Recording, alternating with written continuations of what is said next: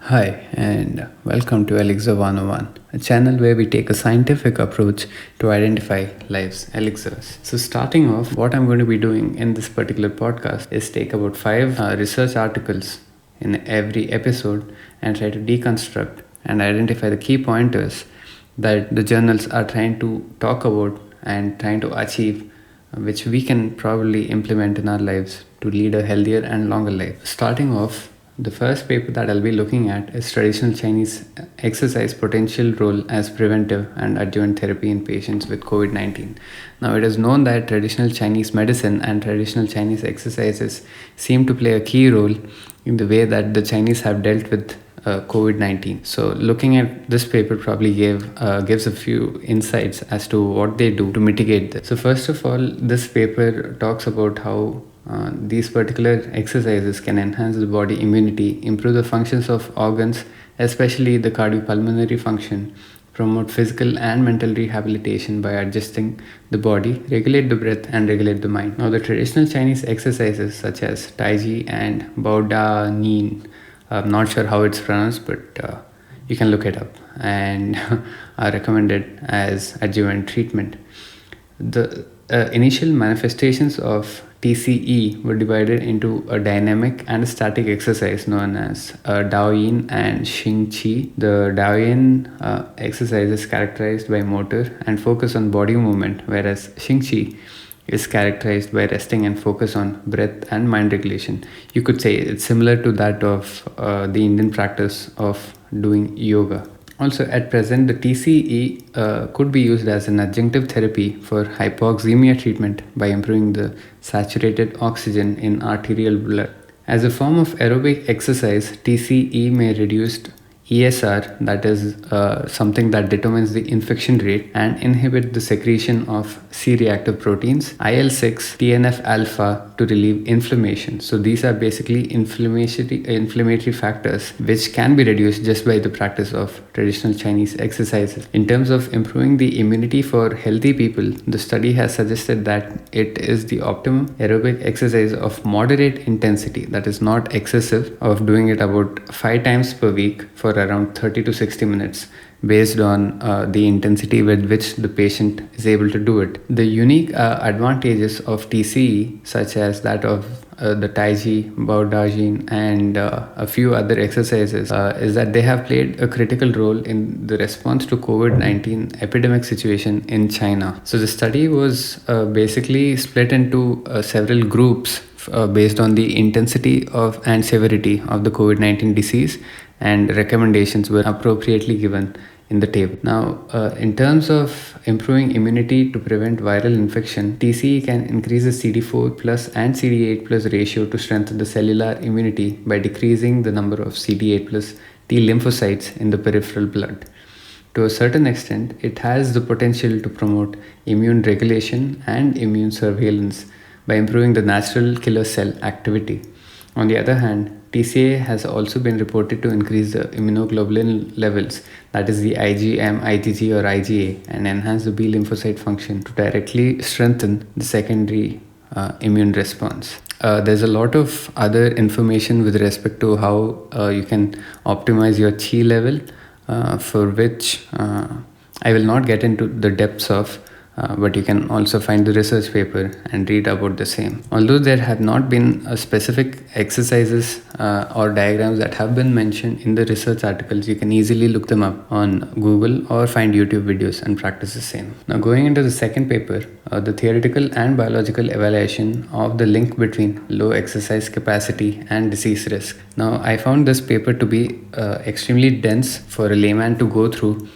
So if anybody is interested, you can definitely go through it in its entirety, but I'll just be giving a brief gist about what the author, I think, is attempting to study about. So basically what they say is that the human race as a population is headed towards segment where we cannot reverse metabolic disorders. To study this, what they did was they took a generation of mice, from it separated out the mice just based on their capacity in running, and labeled them as either high capacity runners or low capacity runners, and which is based solely on their ability to run long distances. These were bred for about 50 generations, and they found that the high capacity runners, or HCRs, were able to maintain their running capacity throughout the 50 generations.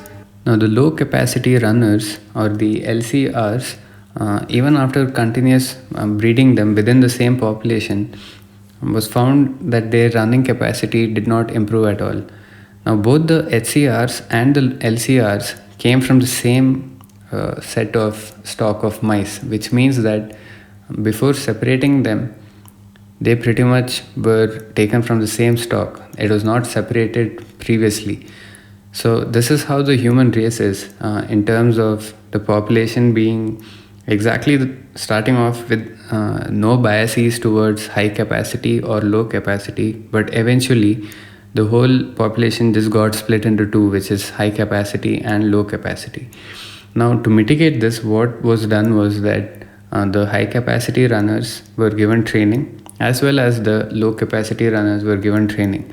Now, these mice, even after giving them training, it was seen that the HCRs improved their lifespan and their running distance by about 40%, whereas in the case of LCRs, this was not the case. Their running capacity did not improve, and in some cases it was also found that their lifespan reduced, or their running capacity reduced. Now, this was attributed to several factors, but mostly focusing on their metabolic disorders. It was seen that the LCRs had terrible metabolic performance, or they were more prone to metabolic disorders, and any sort or form of exercise did not help mitigate that. Now, towards the end of the paper, what the author is speculating is that the human population is slowly headed towards the LCR state, where due to lack of exercise, or due to leading a sedentary lifestyle, we are slowly headed to a state of no return, where we may eventually end up having metabolic disorders which do not have any solution in terms of mitigating it with any form of exercise. So what is recommended basically is to focus on your VO2 max and try to improve it, to constantly work out and exercise, if not every day of the week, at least 3 to 4 times a week, just to ensure that you, as well as the following generations, do not fall into this era of having more and more metabolic disorders. Alright, so let's look into the third paper, which is Life Satisfaction, Positive Effect and Sleep Impairment in Masters Athletes. So modulation by age, sex and exercise type. So the Masters Athletes have been proposed as a model of successful aging in this paper, and the methods that we used to analyze certain factors were a series of questionnaires that had questions about general life satisfaction, positive affect and sleep related impairments, and it was administered to about 240 Masters athletes who participated in the World Masters Athletic Championships. Meaningful differences were observed for improved general life satisfaction as well as reduced sleep impairments for all these Masters athletes. Now, the positive effect did not reach meaningful differences threshold, and no significant sex differences were found for any of the questionnaires. Similarly, no significant difference was found between endurance, sprint or strength or power sports, and for general life satisfaction and sleep impairment. In general, it was observed that the life satisfaction increased with age and sleep impairment reduced, which is most commonly observed or speculated that in general athletes have. So how do you describe a positive effect? Now that's a big question. So positive effect, as per this paper, they're saying is commonly associated with feelings of happiness, joy, excitement, enthusiasm and contentment, which seems to be fairly a broad spectrum of conditions. And the other two are fairly easy to understand, which is sleep impairment as well as life satisfaction. Now, going through the paper, there were several graphs that indicated the kind of different studies and statistical analyses that they performed on all the data based on the questionnaires. And in general, it was seen that people who exercised more often, in this case, the masters athletes who are known to have performed and worked out pretty much their entire lives, were seen to have a much better general life satisfaction than the general population mean. And the same was observed in terms of sleep impairment, where it was seen that they usually had lesser sleep impairment compared to the general population. Now, when it came to positive effect, the paper does not cover enough number of people in terms of the population size to actually come up with a statistically significant value, although it is seen that it is slightly above the general population mean. But this data cannot be like a conclusive data. The takeaway point from this paper is that for a general life satisfaction positive effect or to reduce sleep impairment, it is recommended that you maintain a generally healthy lifestyle, not a sedentary lifestyle, where you have set goals for yourself, where you exercise regularly, and everything tied together helps in improving your overall lifespan. So reduction in sleep impairment will give you an overall general life satisfaction and vice versa. So it is recommended that you constantly practice workouts, exercises, and maintain a general good life satisfaction.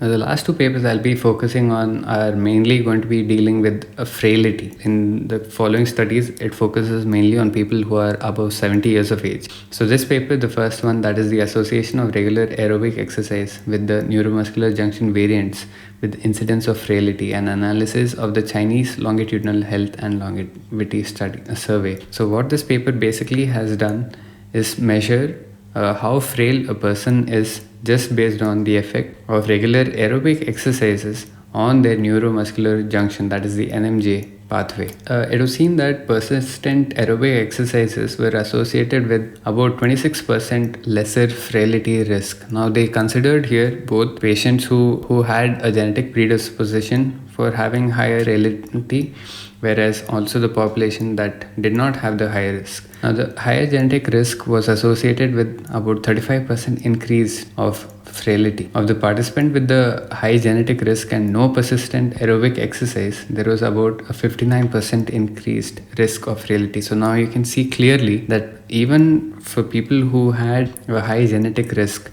just by maintaining a consistent aerobic exercise practice, the percentage of frailty reduced. So I would say of all the points that needs to be considered throughout the research article, of course you can look into the details of the paper, but I would say the one point to focus on would be just to improve whatever genetic predisposition you have. It is always better to maintain a healthy lifestyle just by practicing a bunch of exercises which are either aerobic exercise oriented, which is something like HIIT training or cardiovascular workouts, or even taking walks for that matter. And it did not restrict just to that, but also to weight training or something like training with progressive overloads. This paper too has given a lot of details about in tabular forms and graphical representations which show statistically significant values of people who manage to mitigate or prolong their frailty just by doing a bunch of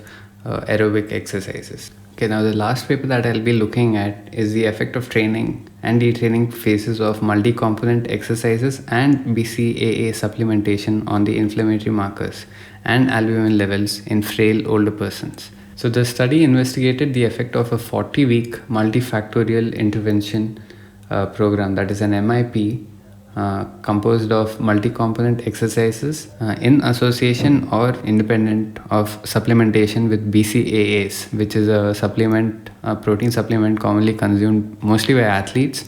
But in this case, they looked into its effect on frail people, and they wanted to check its effect on the plasma levels of inflammatory markers and albumin in frail older persons living at a residential care home. So the study design basically looked at just exercise, then just exercise and BCA, and just BCAAs, and also a control group. Now, it was seen that lower limb muscle strength, cognitive function profile, and certain other tests were concomitantly evaluated with plasma levels of albumin, anti and pro-inflammatory cytokines, interleukin 10, and TNF alpha and their respective ratios, and also myeloperoxidase activity at 4 different time periods. So the baseline T1 was taken after 16 weeks of the intervention, and several other time point studies were done. And finally, it was seen that the improvement of cognitive profile and muscle strength related albumin levels, as well as there was a reduction in the TNF alpha levels. Particularly, it was seen in the case of the workout plus the BCAA supplementation group. Certain recent findings have also shown that the multi-component exercise intervention, those that include the different types of endurance, muscle strength, and balance exercises in the same session, appear to have a superior effect on cognitively and physically frail older persons. The paper also highlights a set of exercises that were given to the participants in order to take the tests for the 40-week period, which seem to be reasonable exercises that pretty much everybody can perform, and I think everyone should perform or should be able to perform. So one of the other points that this paper highlights is that the pH of blood that is regulated by albumin levels and various other factors plays a significant role in both cognitive function as well as how frail a person gets as they age. So albumin levels tend to decrease with age, and it seems to imply that an increased risk of complications and higher rate of mortality and morbidity and disabilities such as sarcopenia and frailty is observed.